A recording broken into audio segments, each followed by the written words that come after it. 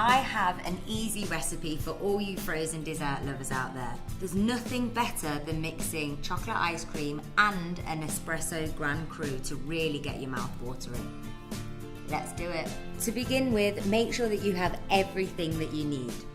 A large recipe cup, an aerochino, a shaker, some milk, 2 scoops of delicious chocolate ice cream, 2 centiliters of macaroon syrup, 1 tablespoon of crushed ice, not to forget our Kazar Grand Cru.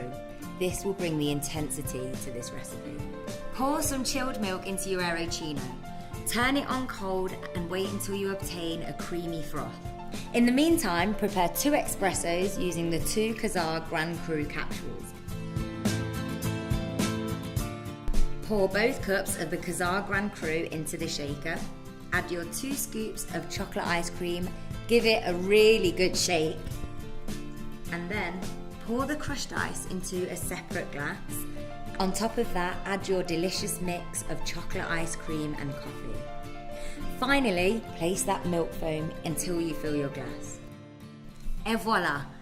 Our iced chocolate coffee recipe is ready. Easy, right? And it tastes even better with a straw.